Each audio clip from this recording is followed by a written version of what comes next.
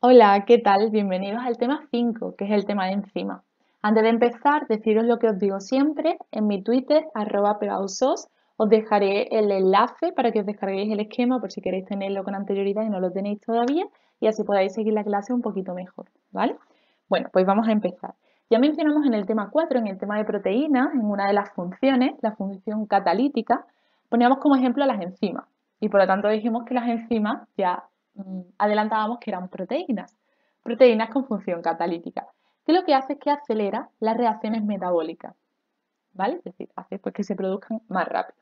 Antes de empezar el tema, hay unos conceptos básicos sobre las enzimas que tenemos que tener claros, que son estos cuatro. En primer lugar, la velocidad de reacción. ¿La velocidad de reacción qué es? Pues nosotros sabemos que en todas las reacciones tenemos un reactivo que se convierte en un producto, ¿vale? Y esto ocurre a una velocidad. Entonces, la velocidad de reacción es la cantidad de producto que se forma por unidad de tiempo en una reacción química, ¿vale? ¿Y esto de qué va a depender? Lo veremos más adelante un poquito mejor, pero ya podemos adelantar que va a depender de la cantidad de enzimas, que normalmente se escribe aquí, y de la concentración de sustrato o de reactivo que tengamos, que es lo mismo, ¿vale? Luego tenemos la energía de activación. La energía de activación es la energía que tenemos que darle a los reactivos o a los sustratos para que la reacción se produzca. Entonces, dos conceptos que tenemos que tener clarísimos. Velocidad de reacción, que básicamente es la velocidad a la que se produce la reacción, es decir, la cantidad de producto que se forma por unidad de tiempo, que va a depender tanto de los reactivos que tengamos como de la cantidad de enzimas. Cuanto más tengamos, pues mejor. Y la energía de activación es la cantidad de energía que tenemos que suministrarle a los reactivos o a los sustratos para que esta reacción tenga lugar. Luego tenemos otros dos conceptos que son los de biocatalizadores y los de centro activo. Los biocatalizadores básicamente son enzimas, ¿vale? Son enzimas que aceleran la velocidad de las reacciones químicas disminuyendo la energía de activación. Por lo tanto, ya sabemos qué es lo que van a hacer las enzimas con las reacciones. La velocidad de reacción la van a aumentar, es decir, van a hacer que las reacciones funcionen o vayan más rápido, se produzcan más rápidamente. Y además van a disminuir la energía de activación, es decir, van a disminuir la energía que es necesaria para que la reacción tenga lugar. Dicho de alguna otra forma, por lo general van a facilitar las reacciones, ¿vale? Aumentan velocidad de reacción, disminuyen energía de activación. El centro activo es únicamente la zona de la enzima a la que se une el reactivo o el sustrato para que la reacción para que la enzima pueda actuar en la reacción, ¿vale? Entonces, lo que nos tiene que quedar claro es que aceleran velocidad de reacciones químicas y disminuyen energía de activación. Y ahora vamos a ver cómo hacen todo esto. Este es el mecanismo de acción de las enzimas. Creo que así con este dibujo lo podemos ver un poquito mejor. Bien, primero, ¿qué es lo que ocurre? El sustrato o el reactivo, que es lo mismo, ¿vale? El sustrato o el reactivo se une a la enzima por su centro activo. En este caso, el centro activo serían estas dos zonas, ¿vale? El centro activo de la enzima, que es donde se van a unir los sustratos o los reactivos. Ya lo hemos dicho, región de la enzima donde se une el sustrato. Vale. Y cuando los sustratos se unen a la enzima por su centro activo, se forma el complejo enzima-sustrato.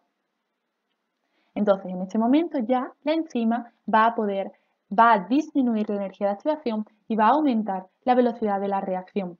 Y tendrá lugar la reacción. Una vez que tenga lugar la reacción, hemos dicho que en las reacciones lo que ocurre es que los sustratos se convierten en productos.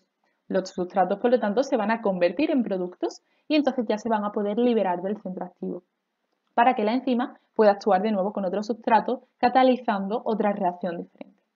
Hay algo que hay que tener en cuenta y es que ¿todas las enzimas sirven para todos los sustratos? No, porque las enzimas tienen algo que se llama especificidad, es decir, la forma de su centro activo es similar a la forma de los sustratos. Vemos aquí cómo los sustratos encajan perfectamente en el centro activo. Realmente no es por algo de forma, sino que es por una relación de aminoácidos del centro activo con radicales presentes en los sustratos. ¿Vale? Hay algunas teorías sobre cómo esto funciona, pero lo que os tiene que quedar claro es que las enzimas tienen especificidad. No todas las enzimas sirven para todos los sustratos, sino que tienen que, eh, tienen que tener eso, una relación, ¿no? De forma, de aminoácidos o como lo queráis llamar. Vale, entonces ya explicamos antes lo que es la velocidad de reacción. La velocidad de reacción es la cantidad de sustrato transformado en producto, ¿no? Por unidad de tiempo. Y ya adelantamos anteriormente que esto depende de la cantidad de sustrato o de reactivo y de la cantidad de enzima. Ok, entonces, esto simplemente es pensar un poquito, ¿vale? Nosotros tenemos una cantidad de enzimas que es constante. Podemos poner reactivos o podemos poner sustratos, da igual. Entonces, obviamente, cuanto más tengamos de reactivos, más vamos a tener para que pueda convertirse en producto. Por lo tanto, cuanto más reactivo, más fácil va a ser que se produzca la reacción. Más fácil va a ser para la enzima aumentar la velocidad de reacción. Por lo tanto, ante una cantidad constante de enzima, cuanto más sustrato tengamos, más rápido se producirá la reacción, más velocidad tendrá, hasta que se alcanza la velocidad máxima, y con esto hay que tener mucho cuidado, porque llega un momento en el que las enzimas se saturan, ¿vale? Nosotros tenemos una cantidad constante de enzimas. Por ejemplo, tenemos 10 enzimas, ¿vale? Llega un momento en el que nosotros le metemos sustrato, van uniéndose a las enzimas, se van produciendo reacciones, pero en el momento en el que todas las enzimas estén ocupadas, estén saturadas, la velocidad no puede aumentar más porque es que no hay más enzimas. Cuando terminen esas enzimas, entonces ya se unirán otros sustratos y así, pero se saturan, ¿vale? No pueden actuar súper rápido. Entonces, la velocidad aumenta cuando aumenta el sustrato, sí, pero hasta que se alcanza una velocidad máxima, hasta que se saturan las enzimas. Entonces, aquí entra en juego lo que se llama la KM o constante de Michaelis-Menten, ¿vale? Esto es la cantidad de sustrato a la que se alcanza la mitad de la velocidad máxima. Es decir, nosotros en este gráfico tenemos aquí cantidad de sustrato en el eje de la X, velocidad de reacción en el eje de la Y, ¿vale? Vemos cómo a medida que vamos aumentando el sustrato, la velocidad de la reacción va aumentando hasta que se alcanza una velocidad máxima. Vemos entonces aquí más o menos la velocidad máxima se alcanza, no llega a 60, ¿vale? Pues un poquito menos de 30 será la mitad. Entonces, el sustrato que tenemos cuando se alcanza la mitad de la velocidad máxima es la Km, ¿vale? Simplemente tenemos que unir los puntos en la gráfica y la Km sería el sustrato, la concentración de sustrato que hay presente cuando se alcanza la mitad de la velocidad máxima, ¿vale? Esto se llama constante de Michaelis-Menten. Tener en mente este esquema. Por lo tanto, lo que sacamos de aquí es que es cierto que la velocidad aumenta a medida que aumenta la cantidad de sustrato, si la cantidad de enzima es constante, hasta que se satura, hasta que llegamos a la velocidad máxima, ¿ok? Y que la Km es la cantidad de sustrato que tenemos cuando la velocidad máxima alcanza la mitad, cuando tenemos la mitad de la velocidad máxima.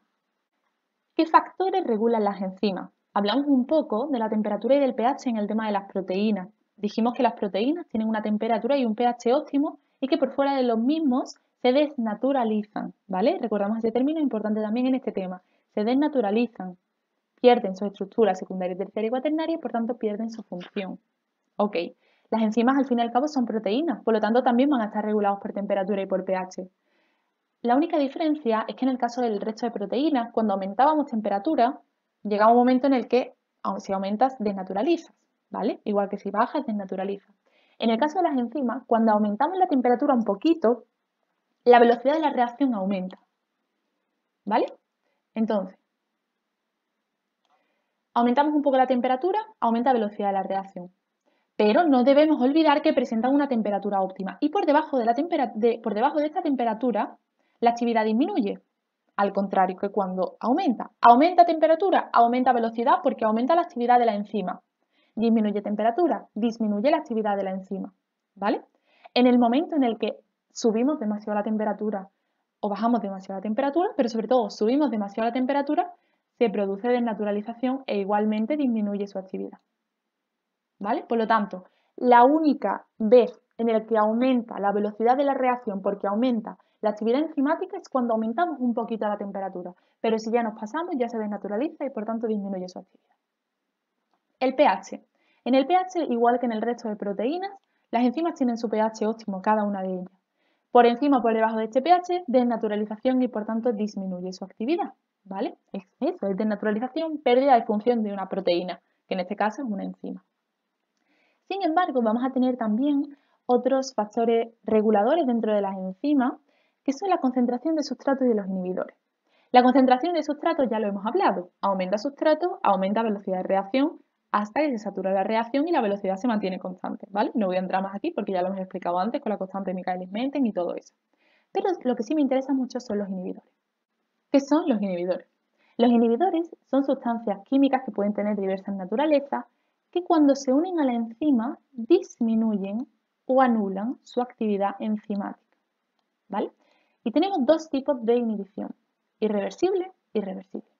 La irreversible es cuando el ligando inhibidor, es decir, el inhibidor, se une con la enzima mediante enlaces covalentes que son enlaces fuertes y por lo tanto ya de manera definitiva la actividad enzimática se acabó, inhibe la actividad enzimática de manera definitiva. Un ejemplo de esto, por ejemplo, es el cianuro, que en alguna pregunta de razonamiento lo ponen y por lo general actúa por inhibición irreversible. Pero luego tenemos otra inhibición que es reversible, que no establece, los inhibidores no establecen enlaces tan fuertes con la enzima como son los enlaces covalentes, sino que son enlaces un poco más débiles y por lo tanto no es una inhibición definitiva, sino que es temporal, ¿vale? Y la inhibición reversible puede ser de dos formas. Lo vemos un poquito mejor con estos dibujos. La inhibición reversible puede ser competitiva o no competitiva. En la competitiva es aquella en la que el inhibidor se parece mucho al sustrato, ¿vale? Es decir, el inhibidor va a poder unirse al centro activo de la enzima porque tiene una forma muy similar a la del sustrato. Por lo tanto, el sustrato y el inhibidor van a competir por unirse al centro activo, por eso es competitiva. Si se une el sustrato se producirá la reacción, no hay ningún problema, pero si se une el inhibidor competitivo no se producirá la reacción hasta que este no se separe. La no competitiva es un poquito diferente porque el inhibidor no se une al centro activo, porque no se parece al sustrato, entonces en el centro activo no se puede unir, sino que se une a otra zona. Lo vemos aquí. ¿Y qué va a pasar? Que al unirse a otra zona va a producir un cambio conformacional del centro activo, es decir, un cambio en la forma del centro activo. De manera que el sustrato ya va a tener una forma diferente a la del centro activo y vemos que no encaja. Entonces la reacción, aunque el sustrato se una, no se va a producir porque no encaja en el centro activo con el sustrato, ¿vale? La tablita esta no es muy importante que la sepáis, ¿vale?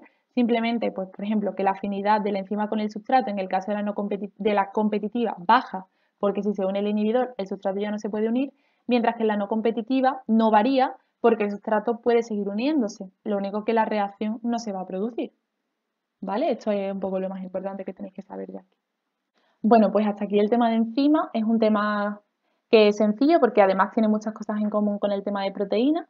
Lo que tenéis que recordar principalmente es que las enzimas disminuyen la energía de activación y aumentan la velocidad de reacción. Los factores que regulan son muy importantes y recordar que en el momento en el que os hablen de proteínas o enzimas en preguntas de razonamiento, ¿vale? Que veremos cuando haga el vídeo de preguntas de razonamiento. Pero si es una pregunta en la que están hablando de proteínas o enzimas y de repente dicen que ha habido un cambio y que ya no funciona como funcionaba, que ya no hace su función, que ya no actúa como tiene que hacerlo, se están refiriendo a una desnaturalización, ¿vale? Lo veremos de todas formas mejor y cuando ya también os sepáis de la teoría y tal y bueno, y veréis como siempre lo preguntan de la misma forma cambiando dos cosas. Entonces, nada, lo de siempre, que os suscribáis al canal, que le deis like al vídeo si os ha gustado y que podéis seguirme en Twitter, @pebausos o preguntarme todas las dudas que necesitéis por correo, pebausos@gmail.com y nada, pues que nos vemos en el próximo vídeo. Muchas gracias una vez más. Hasta luego.